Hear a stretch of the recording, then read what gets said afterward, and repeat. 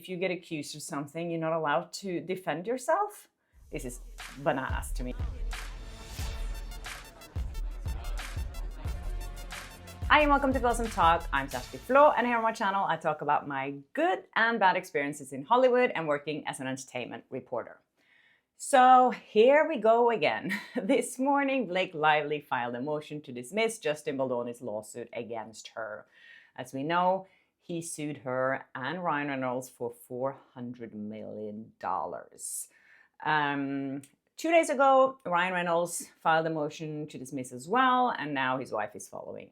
I mean, this is pretty normal to do that, to try and get lawsuits dismissed. This is what makes lawyers really rich. Every time they reply like this, it costs them hundreds of thousands of dollars. Anyway, so I was a little surprised, though, I have to say, that LA Times was the first to report on this, as far as I saw. And usually, you know, the news gets out on TMZ or Daily Mail or something before it gets picked up by LA Times. And I've been watching LA Times during this whole legal battle, and they haven't really reported on it much at all. So this makes me believe that they were handed this lawsuit probably at the same time it was filed, because they had the time to write this piece before everyone else. I was not surprised to see that Blake Lively filed this dismissal. I mean, it was a natural thing to do. But what she's trying to do now is, because, you know, she filed this in federal court in New York, and now she's trying to apply California law to get this dismissed. She's saying that in California there's a law, so when you accuse someone in a lawsuit of SH, they're not allowed to sue you for defamation back. That's a California law. So LA Times says that Lively's attorneys argued that Baldoni's claims could be dismissed under Assembly Bill 933, something that happened, they amended in 2023, I guess after all these Me Too lawsuits, to California law that grants legal protection to individuals who make statements about harassment and discrimination and assault, shielding them from defamation claims unless they acted with actual malice. So she's saying here that she should be protected against his lawsuit because she was just accusing him of something and he sued her back just for malice. This to me is like, these are the kind of technicalities that makes me so worried about the justice system, if this is like something that they could use. She continues to say, California law now expressively prohibits suing victims who makes the decision to speak out against SH or retaliation, whether in a lawsuit or in the press. Meaning that as a man or a woman, if you get accused of something, you're not allowed to defend yourself. This is bananas to me, sorry. But here it says that by filing her lawsuit in the Southern District of New York, Lively indicated that she viewed it as a proper venue for her case. In her latest motion, however, she invokes California law as a defense against Baldoni's defamation allegations. Why didn't she think about this before? She should have filed it in California in the first place. I'm sure there's a reason why she filed it in New York in the first place, because she wanted those laws to apply to her lawsuit. So her lawyer is saying the painful retaliation is that Ms. Lively is not alone in being sued for defamation after speaking up about being SH'd at work, a spokesperson for Lively said. That is entirely why California recently enacted AB 933, this law. While Ms. Lively has suffered greatly by speaking up and pursuing legal claims, it is important for other people to know that they have protections and that there is a specific law that expressively protects them from being silenced or financially ruined by a defamation lawsuit because they had the courage to speak up. Okay, so let's just get it straight here. No one said to Blake Lively, you can't speak up. She decided to sue someone over this. She decided to go after Baldoni publicly and sue him.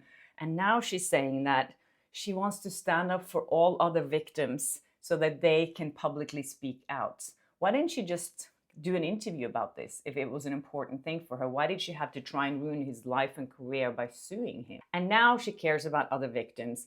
Where was she when she was promoting her movie, It Ends With Us, with all these domestic violence victims out there saying, hey, What about us? Why aren't you talking to us? Why are you just pushing your hair products and your alcohol brand and not actually talking about real victims? Apparently now she really cares about real victims. She also wants to throw out the evidence. Remember that timeline that Baldoni's lawyer filed on a website that we could all see the text messages? She wants that thrown out, apparently. I don't know if they can do that because he filed that as part of evidence. He did not file that as just like, hey, here's a website with this stuff, although that's what it's seen, but he did actually file it as exhibits and as evidence. So I don't think she can touch that. But with legal stuff, I don't know. I feel like there's always stuff that I don't understand. So there's also a story about how much Blake and Ryan are suffering and how the relationship is taking a toll. But before I get into that, I wanted to thank the sponsor of this video, Everyday Earbuds by Raycon. Okay, so I love to multitask. I feel like I have so much research to do every day. So I do that while I walk my little dog, Oscar, and I listen to videos that you guys send me. I listen to the news, I listen to other podcasts. And why I do that, I don't want to be disturbed by like leaf blowers or other loud machineries. They also have an earbud tap function, meaning that you can easily control the volume with just one tap. So what I really like about them is the fact that they fit so good in my ears, because my ears are a little handicapped. Actually, I have one like little flip here that's so tiny that nothing fits in my ears. I've tried wearing wireless earbuds so many times and they always just fall out of my ears. So these are, for me, amazing. And I like the fact that they have a really cool color. And you can choose the color you want on the charging case as well. This model also have a 32-hour battery, and it only takes 10 minutes to charge 90 minutes of battery. And they're comfortable. If you're having a nap, that I do sometimes, and you have them in, you can fall asleep on them. And they're not painful, which is rare. The multi-point connectivity also allows you to pair it with 2 devices at once. And they have a 30 days happy policy. So if you don't like them, you can return them after 30 days. And on top of that, the price is so reasonable. Not only does Raycon sound as good as other leading products on the market, but they offer the same quality, if not better, for half the price. So if you want to support my channel and buy Raycon through my code, you also get 5 pairs of silicone gel tips so you know that they will fit your ear. And you get this cool on-the-go charging case with a little cable, and you can choose what color you want on this as well. So if you're interested, go to buyraycon.com/Kjersti and get you 20% off the best-selling everyday earbuds brought to you by Raycon. Okay, so Us Weekly had a story a couple of days ago on how much Blake Lively and Ryan Reynolds' relationship is suffering throughout their legal battle. Not that I trust, as I said before, things that is written in Us Weekly, but I thought it was worth mentioning because especially since Blake Lively was out on South by Southwest being so happy and, you know, smiling and just saying basically, I'm so happy. And now apparently it's not that easy. I mean, I've heard from people that are close to the couple. I have some sources that tell me things, and I've heard that Blake Lively is not doing very well. And I'm not surprised to hear that. If she was doing great, she wouldn't be human, if you ask me. So the source says that it's been really hard for Blake and Ryan. They're trying to be positive and support each other. There are good days and bad days for both of them. I think everyone I know has good days and bad days. I mean, if you only have good days, there's something wrong with you. And if you only have bad days, that's really sad. In the meantime, Ryan Reynolds is really trying to show the world that he's a good guy. So yesterday I did speak about Ryan Reynolds' amended lawsuit where he's basically admitting that he was bullying Justin Baldoni and that he based nice pool on him, and that Justin Baldoni is just thin-skinned who can't take his sense of humor and his bullying, and he's protecting his wife, and he feels that he can call Justin Baldoni a predator because he feels that way. And he's fine. It's not a defamation to say that about someone because he actually feels that. But on Instagram yesterday, Ryan is now showing on Instagram that he's a good guy, and he actually went to the UN 2 days ago.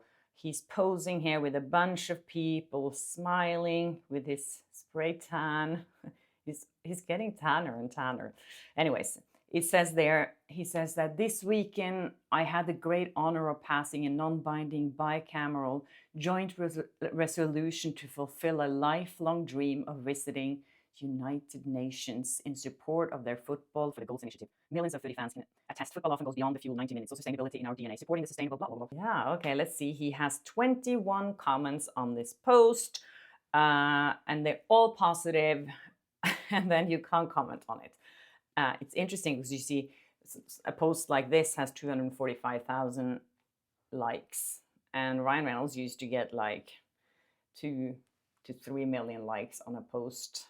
It's obvious that Ryan Reynolds is losing fans and support, and I think that's reasonable. I was really shocked when I read the amended lawsuit or the motion to dismiss yesterday, because I was like, this proves that he's just a bully. Anyways, I mentioned yesterday that a lot of different streamers and streamers in other countries are showing different things when they're showing It Ends With Us, the movie. And I got emails from, I think, 3 different countries, one from Spain, one from Norway, one is in Mexico and Canada. And they're all different in how they're showing Justin Baldoni on the poster.